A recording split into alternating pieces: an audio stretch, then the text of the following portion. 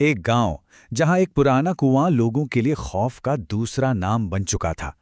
एक ऐसा अनदेखा डर जिसने रातों की नींद और दिन का चैन सब कुछ छीन लिया था।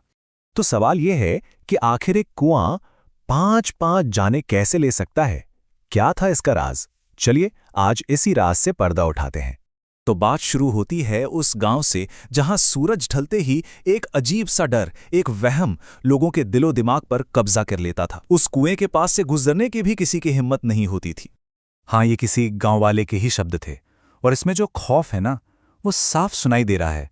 ये कोई एक दो मौत की बात नहीं थी, ये एक सिलसिला था जो रुकने का नाम ही नहीं ले रहा था।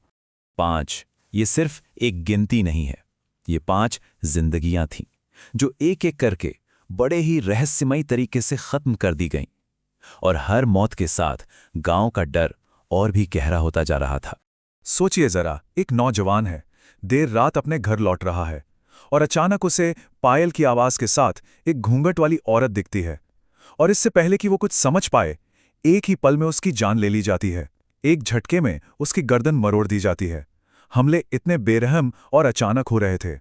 अब जब डर इतना बढ़ गया तो गांव वालों को लगा कि ये कोई देवी देवता का प्रकोप है। उन्होंने इसे सती माता का गुस्सा मान लिया। फिर क्या था, पूजा पाठ शुरू हो गया, एक छोटा सा मंदिर बना दिया गया और सबने तय किया कि सूरज डूबने के बाद कोई भी उस कुएं के पास नहीं जाएगा। पर इन सब कोशिशों का कोई नतीजा नहीं निकला। अब यहां कहानी में एक नया मोड़ आता है। धीरे धीरे ये साफ होने लगा कि ये मौतें यूं ही नहीं हो रही थी, ये किसी के गुस्से का, किसी के बदले का नतीजा थी, एक सोची समझी साजिश। सब कुछ एक ही परिवार के साथ हो रहा था। सबसे पहले मंगल को उसके ही घर में बेरहमी से मार दिया गया। ठीक 13 दिन बाद उसका भाई राजेश, जो सदमे में था और बदला लेने की कस्में खा रहा था, वो भी उसी घूंघट वाली परछाई का शिकार बन गया। और हद तो तब हो गई जब अगले ही दिन उनकी बेचारी मां भी घर में मरी हुई मिली। मतलब कोई पूरे परिवार को ही खत्म कर रहा था। और तभी कहीं दूर से कोई ये सब देख रहा था और सोच रहा था, अरे उसे तो सिर्फ उन दोनों को मारना था, उसने मां को क्यों मार दिया? क्या कुछ गड़बड़ हो गई है? मतलब इन हत्याओं के पीछे कोई था, लेकिन अब चीजें उसके भी हाथ से निकल रही थीं। तो अब आता है कहानी का सबसे बड़ा ट्विस्ट। ये जो भी था, ये कोई भटकी हुई आत्मा नहीं थी। नहीं, इसे बाकायदा बुलाया गया था। तो फिर सवाल वही है, कौन था इन सब के पीछे? किसने इस भयानक ताकत को दावत दी थी? और जवाब है माया। 3 महीने पहले अमावस की रात को माया को उसी कुएं पर एक खतरनाक पूजा पाठ, एक अनुष्ठान करते हुए देखा गया था। वही थी सारे खौफ की जड़। और ये कोई मामूली पूजा नहीं थी, ये एक तांत्रिक अनुष्ठान था। सोचिए, आधी रात के 2:30 बजे यज्ञ की आग जल रही है, एक खोपड़ी में रखे खून को आग में डाला जा रहा है, मंत्र पढ़े जा रहे हैं और आखिर में एक मुर्गे की बलि दी जाती है। ये सब एक बहुत ही शक्तिशाली और खतरनाक आत्मा को बुलाने के लिए किया गया था। और जैसे ही वो आत्मा सामने आई, माया के शब्द एकदम साफ थे, जाओ और उन्हें खत्म कर दो, मुझे मेरा बदला चाहिए, जाओ। ये एक मिशन था, बदले का मिशन। लेकिन कोई इतना खौफनाक कदम क्यों उठाएगा? आखिर क्या वजह थी इस बदले की? अब कहानी का वो हिस्सा सामने आता है जो दिल दहला देता है। सब कुछ शुरू हुआ माया की एक कसम से, मैं तुम्हारी मौत का बदला जरूर लूंगी मेरी बहन। जी हां, ये सब कुछ उसकी बहन के लिए था।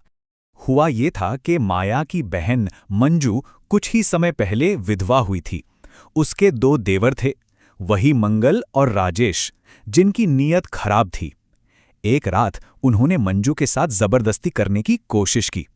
अपनी इज्जत बचाने के लिए मंजू उनसे भागी और जब उसे बचने का कोई और रास्ता नहीं दिखा तो उसने उसी गांव के कुएं में कूदकर अपनी जान दे दी।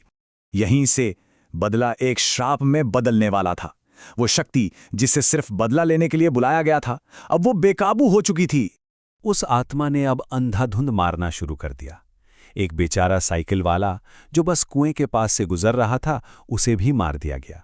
अब वो आत्मा किसी को नहीं पहचान रही थी, उसे सिर्फ जान लेनी थी। तो देखिए कहानी कहां से कहां पहुंच गई। जो चीज न्याय के लिए, एक बदले के लिए शुरू हुई थी, वो अब एक श्राप बन चुकी थी। जिसका लक्ष्य था सिर्फ दोषियों को मारना, अब वो हर किसी को मार रही थी। और फिर वो पल आया जब उस आत्मा ने अपनी ही बुलाने वाली माया का सामना किया। और उसने साफ साफ कहा, मरने के बाद आत्मा किसी की नहीं होती।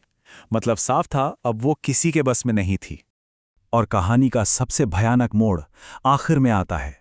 जिस आत्मा को माया ने बदला लेने के लिए बुलाया था, अंत में उसी आत्मा ने माया की भी जान ले ली। उसे बनाने वाला ही उसकी रचना का शिकार हो गया।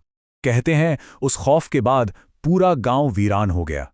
लोग सब कुछ छोड़कर चले गए, लेकिन वो आत्मा आज भी वहीं भटकती है, और जो कोई भी गलती से उसके रास्ते में आ जाए वो मारा जाता है। तो सवाल ये उठता है कि क्या न्याय पाने के लिए उठाया गया कोई कदम इतना भयानक हो सकता है कि वो खुद ही सबसे बड़ा अन्याय बन जाए?